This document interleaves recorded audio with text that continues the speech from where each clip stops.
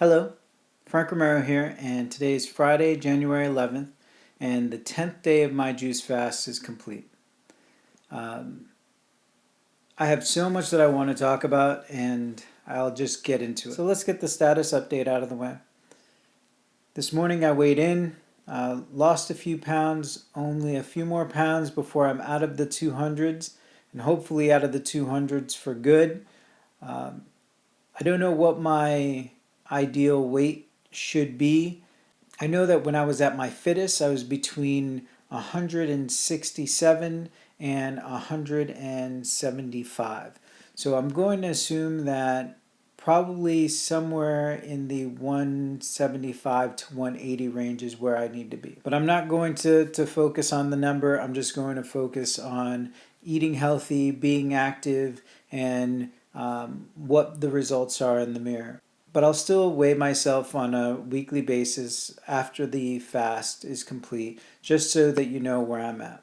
I've also considered posting some pictures that I've taken, maybe showing my progress on a monthly basis, but it's a little personal, so I'm not sure if I'm going to do it, but I guess as I move along, maybe I'll be so proud of where I'm at that I'll showing where I was is not going to be a big deal. But we'll see. Next, let's talk about what I had to eat, or juice, I should say. And for breakfast, I had a banana berry blast. That's easy for me to say. And for lunch, I actually didn't have my lunch until the ride home. There was so much going on at work that I lost track of time, but for lunch I had apples, carrots, and lemon. I did log a couple miles today. Today I actually tried something different, and that was wearing a backpack during my lunch walk. Put about 30 to 35 pounds of water in my backpack and decided to go for a walk with that. I don't know if I'll do it again. For two reasons. One, when I got back to the office, I was a little sore. And I don't know if that's a good thing or a bad thing, but I had pains in my shoulders and a little bit on my lower back. So maybe walking with a weighted backpack for that many miles is not a good idea. Well, not right now anyway. So I'll try it a couple times and see if I want to continue it. But for right now, at least I logged some miles. Tonight I'm planning on doing another CrossFit workout. I think I'm going to do the Spartan 300 CrossFit workout. And let me tell you how that is an intense workout. The first time I tried it, I only completed 75% of it, and it took me forever. So I don't recommend anyone not in the best of shape to try it. Kind of ease yourself into it. But having done a few CrossFit workouts, I thought it would be a great challenge. So I actually fell in love with it last month, and I'll do it again today. All right, so let's talk about the things that have me so excited right now, and that's a few videos that I've seen and a comment that someone had posted on a previous video. So I started following a guy named Ben who is going to do a 100-day juice fast. I'm really excited to follow Ben and hopefully see him reach his goals and do whatever I can to help in his journey. In Ben's video today, he posted about experiencing some sores, and I immediately knew exactly what he was talking about because I experienced the same thing. So what was happening to me was when I would juice the same type of juice over and over and over again. So maybe the same, I'll just use an example, my banana berry blast, which I love. If I do that for 3 or 4 days solid, and that's all I'm drinking, I start getting a sore. And then I noticed that when I was drinking a lot of the tropical juices, which had a lot of pineapples or oranges, I would start getting the sores as well. So I learned the hard way that juicing pineapple, orange, lemon, lime, grapefruit, and berries, there's something about the acidic nature of those fruits that cause me to get sores if I only do those fruits. So what did I do to fix it? I threw other things in the mix, or I would go a couple days without having them and then maybe have them once in a while. And I haven't had the sores since. So I didn't get the sores when I would use just vegetable juices. So I haven't experienced that problem when it was strictly vegetables or green juice. But when it was high in any of those fruits that I had mentioned, then I started getting those sores. So how did I get rid of them? It takes only a couple days. And again, I'm not a doctor. I'm just letting you know what worked for me. But a capful of peroxide twice a day, in the morning and then at night before I went to bed, I would gargle and swish it around in my mouth and spit it out. Don't swallow the peroxide. And it healed up, and I haven't had it since. So again, that doesn't mean that I don't want to have a particular drink. Because like I said, I really love my banana berry blast, but I know that if I have it too much, it's probably going to come back. Some of my other tropical smoothies have a lot of pineapple and oranges in them, and they're really delicious and high in calories, and I love them. But I can only have them once in a while, or else the same thing will happen. Another thing that I saw today on someone's video was they were too busy to continue doing the juice fast. Their life is too hectic. I mean, my life is too hectic. I'm sure your life is too hectic. Hectic is in the eye of the beholder, I guess. And, for let's be honest, if we wanted to, we can say this is crazy. What we're doing or what I'm doing is just nuts. It's extreme. It's foolish. I'm sure that you've heard some of those things if you're doing a juice fast as well. But no one ever says to the guy who's having McDonald's or ordering Chinese or ordering or going to KFC every day and saying they're an extremist or they're being foolish. Because that's socially acceptable, it just happens and no one thinks anything of it. But the time that you start changing the way that you are and you start to feel better and you radiate this really positive energy about healthy living and eating fruits and vegetables and juicing, people start thinking that you're crazy. And people start putting a label around you and almost as if they don't want to see you succeed in your journey.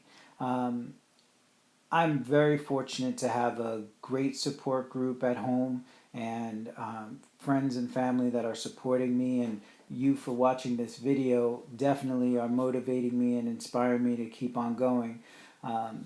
But it's food is an addiction to some people, and I was one of those people that was addicted to food. I was emotionally attached to food, and I was addicted to everything that food was doing for me. And right now, I'm breaking the chains of my addictions. And until some of us realize that that's where we're at, that we were addicted to food and we don't need food to be an emotional tie. We need food for sustenance and nutrition and to get things done, like to be active and to be healthy. Once you get that, you won't have a problem. Look, I hope I don't come across as preachy, but I'm just telling you what I'm experiencing and what I see. And that is people come up to me and say, how are you doing this? Where are you getting your protein from? You can't get protein from. And my first question now is, what do you know about protein? And how don't you know that the juices that I'm drinking have enough protein for me to do what I do? And do you know what the protein does for me? Because obviously you don't, because I'm about 200-ish pounds. And the last time I checked, I'm not saying I'm the strongest person out there, but I can hold my own. So I'm gonna think that muscle is not my concern. And you know, who's ever said, "Oh, I have a low protein deficiency." I've never heard of anyone say that they have low protein deficiency. Regardless of what your diet is. My goodness, if I juice one kale a day, I'll have enough protein to sustain all the physical activity that I do. Um, when I was lifting all the time and I was buying the supplements, I bought into this whole gimmick that I needed to have, you know, 500 grams of protein per day in order to keep my strength up and to keep my weight up. And then I find out that all the stuff that I was buying in those big tubs full of protein, they weren't full of protein. They were filled with everything else outside of protein, and the weight gainers, you're not gaining weight from muscle. Usually those weight gainers are just nothing but processed garbage that load up and make you fat. Yeah, if you're lifting weights and you're taking those protein powders, you're going to get bigger. You're going to get more swole. But come on. Again, I don't want to come across preachy because that's something that I used to do. I wanted to be that guy. I wanted to have that bodybuilder, the Mr. Olympia physique, and that's not something that I am interested in anymore. I don't want to come across as hypocritical considering I've done it before. I'll tell you that I was a natural bodybuilder, so that's something that I could hang my hat on, and I'm very proud of. Look, you can get protein from great plant-based resources. You don't have to get it from animal. Now, this doesn't mean that I'm never going to have another piece of beef or another piece of fish or ever again. I'm just saying that don't mix the argument. If your argument is you need protein to survive, okay, I don't believe that you understand what protein is. But for you to say that you can only get protein from animals is just not true. I mean, look it up. The interwebs will tell you that that is 100% not true. You don't have to get your protein from animal product. Now, if that's the way you want to go about getting your protein, by all means, do it. But don't tell me, because you see me on a juice fast, that I'm somehow going to lose muscle or that I'm going to be somehow deficient based off the fact that I'm juicing and not having a cheeseburger. Here, how about this? Whoever goes to, who's ever at a pizza joint eating a pizza and says, "Oh, this pizza is delicious, but I'm getting a great source of protein." Where are you getting your protein from? Yeah, there is protein in pizza, but do you think that that's what someone's thinking when they're eating their pizza? No, they're just filling a need. They're hungry or they have a desire for for the cheese or for the bread or for the sauce, whatever it is. But no one ever questions it because that's socially acceptable. But but if you're at a restaurant and you're having a smoothie or you're having a juice and someone who doesn't know what's going on, they're going to look at you differently and say, well, whatever this guy is doing doesn't look like what I've done all my life and I've seen everyone else do, so there's something wrong there, right? But it's, you know, I'll say that it's ignorance, and I don't mean that in, you know, I'm not calling people stupid. I'm just saying that they don't know any better. So the ignorance behind it is that if I don't have animal product, that I can't get my protein. And somehow that because I don't have animal product, that's going to hurt my body. Look, I am infinitely faster than I was a year ago. I am so much healthier than I was a year ago. And I'm not living off of, you know, steak and chicken and eggs and, you know, I'm just not living off of animal. You know, I don't know where this road is going to take me. I don't know what it's going to be 5 years, 10 years. You know, for Pete's sake, I don't even know where I'm going to be a month from now. But I do know that right now, I have no need, no medical need, to go and get my protein from an animal source. I just don't have the need. Will I ever want to take a bite of a piece of steak? I'm sure I will, but I don't need to. So if your argument is I need to, the answer is you're wrong. I don't need to. Now, if you can prove to me that I need to, please let me know. Send me a video response or send me a comment or email me, because for the last year I haven't found anything that tells me that I absolutely need to. In fact, it's the other way, that I don't need to. And there are great sources of protein. You know, I mentioned the kale, but there's other things out there. And when I make my smoothies and some of my other drinks, I'll show you some of the high protein vegetables that are out there, and algae, blue algae. So, all right. I think I've said too much. So, all right. Big rant there. I'm sorry, but I had to get that off my chest. You know, for everyone that's watching this that is going through the same thing, keep it going.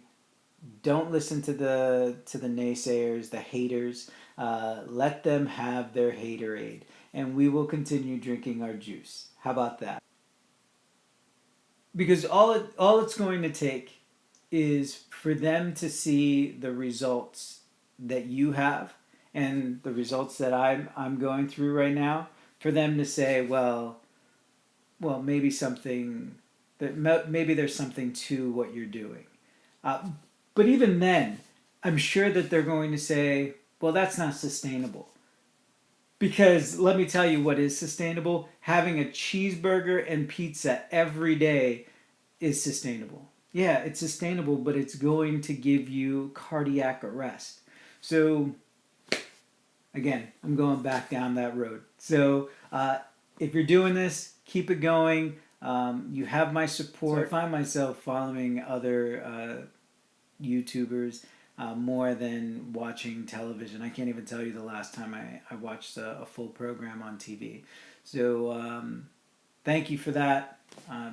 You definitely have me completely motivated and psyched and ready to go. As soon as I'm done posting this video, I'm just going to go and get a workout in. It's Friday. I didn't even get to this part, but it's Friday again, and it's family dinner night at the Romero's, and unfortunately I'm not there. I'm making this video. They're out at dinner, and I miss them. And next week I'm going to be there, but I'm going to make healthy choices. All right, that's it. Super long video, just checking the time, and sorry, had to get it off my chest. Thank you for watching, and keep at it. Don't let those people tell you you can't do this, because you can do this. I'm doing this now. I'm pretty stoked. Hopefully I'll watch this back in a month and get myself more fired up and get me through a hard day or a hard workout or something. All right. Take care.